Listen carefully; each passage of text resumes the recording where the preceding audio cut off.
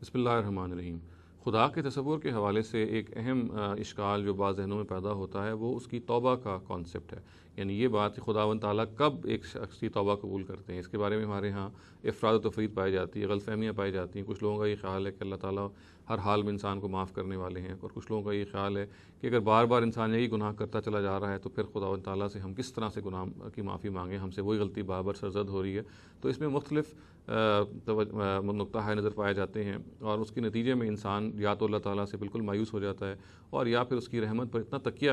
کر بیٹھتا ہے کہ اپنے اعمال ہی سے وہ بالکل بے خبر ہو جاتا ہے۔ تو یہ ضروری ہے کہ ہم توبہ کے حوالے سے اللہ تعالیٰ نے جو ضابطہ قرآن مجید میں بیان کیا ہے اس کو اچھی طرح سے سمجھ لیں۔ دیکھیے، قرآن سے یہ معلوم ہوتا ہے کہ وہ لوگ کہ جو جذبات میں آگے گناہ کر بیٹھتے ہیں اور پھر فوراً جب ان کو احساس ہوتا ہے توبہ کر بیٹھتے ہیں، تو اللہ تعالیٰ یہ کہتے ہیں کہ انہوں نے اپنے اوپر لازم کر لیا ہے کہ وہ ایسے شخص کی توبہ قبول کر لیں گے، اور جس کے بارے میں وہ توبہ نہیں قبول کریں گے وہ اس کو بھی انہوں نے صفائی سے بیان کر دیا ہے۔ انہوں نے کہا کہ وہ لوگ جو اپنی توبہ مؤخر کر دیتے ہیں یہاں تک کہ وہ دیکھ لیں کہ موت ان کا سامنے آ گئی ہے، یعنی ان کو یقین ہو جاتا ہے کہ ان کو مرنا ہے، موت ان سے وہ دوچار ہو جاتے ہیں، پھر وہ توبہ کرتے ہیں، اور یا پھر وہ کفر کی حالت میں جان دے دیتے ہیں۔ تو یہ دو شکلیں جن کے بارے میں اللہ تعالیٰ کہتے ہیں کہ ان کو کبھی معاف نہیں کریں گے۔ اس میں جو ایک بین شکل ہے ظاہر ہے وہ یہ ہے کہ اگر ایک آدمی نے فوراً توبہ نہیں کی اپنے گناہوں سے، اور اپنی توبہ کو اتنا مؤخر بھی نہیں کیا کہ موت کو دیکھ کے وہ توبہ کرے، تو ایک درمیان کا جو ایریا ہے اس میں اگر اس نے توبہ کی ہے تو پھر اس کے بارے میں قرآن مجید میں خاموشی ہے۔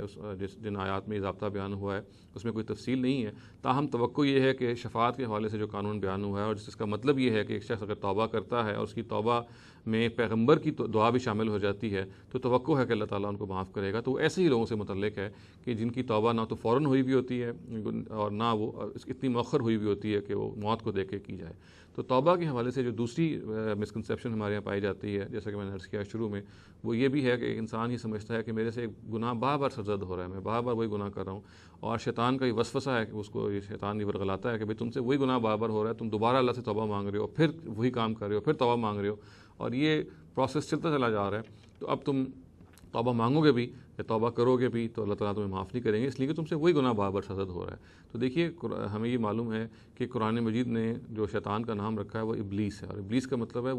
وہ ہستی کہ جو ہمیشہ کے لیے مایوس ہو گئی ہوئی ہے۔ یعنی ابلیس اصل میں چونکہ خود اللہ تعالیٰ کی رحمت سے مایوس ہوا ہے، چنانچہ اس کا سب سے بڑا حربہ یہ ہے کہ وہ بندوں کو بھی چاہتا ہے کہ اللہ تعالیٰ کی رحمت سے مایوس کر دے، اور ہمیں اس حربے میں بالکل نہیں آنا چاہیے۔ قرآن یہ صفائی سے کہتا ہے کہ جذبات میں آ کے جب بھی انسان سے کوئی گناہ ہو جاتا ہے، چاہے جتنے مرضی بھی گناہ ہو، اگر آپ کو 10 دفعہ بھی اپنی توبہ کو دوبارہ کرنا پڑے اور آپ کی توبہ ٹوٹ جائے، آپ کو دوبارہ کرنا پڑے، تو آپ کو دوبارہ کرنی چاہیے، اور اس کے بارے میں ہرگز اللہ تعالیٰ سے مایوس نہیں ہونا چاہیے، کہ اس لیے کہ اس پروردگار نے یہ لکھ رکھا ہے کہ جب بھی انسان جذبات میں آ کے گناہ کر بیٹھتا ہے، جذبات اس کو اوور ویلم کر لیتے ہیں، جذبات کا وہ شکار ہو جاتا ہے اور وہ اسے بھی گناہ سرزد ہو جاتا ہے، تو جیسے ہی وہ اس کیفیت سے باہر نکلتا ہے، اس کو احساس ہوتا ہے اور وہ فوراً توبہ کر لیتا ہے، تو خداوند تعالیٰ کی ایک عظیم یہ مرسی ہے، ایک عظیم خوشخبری ہے کہ اللہ تعالیٰ اس کو معاف کر دیتے ہیں۔ تو ہمیں اس طرف نگاہ ضرور رکھنی چاہیے، ابلیس کے اس بہکاوے میں ہرگز نہیں آنا چاہیے، اور اس کے بارے میں ہمیں متوجہ رہنا چاہیے کہ بہرحال ہمیں عہد ضرور کرنا چاہیے کہ ہم سے اگر ایک گناہ بار بار ہو رہا ہے تو ہم اس کو دوبارہ نہ لوٹائیں، مگر اگر وہ تسلسل ختم نہیں ہو رہا تو اس کا یہ مطلب نہیں ہے کہ آپ توبہ کرنا ہی چھوڑ دیں اور اللہ تعالیٰ سے ہمیشہ کے لیے مایوس ہو جائیں۔ تو توبہ کا یہ وہ ضابطہ ہے جسے ہمیں اپنے سامنے رکھنا چاہیے، اور اسے ہر حال میں یہ اپنے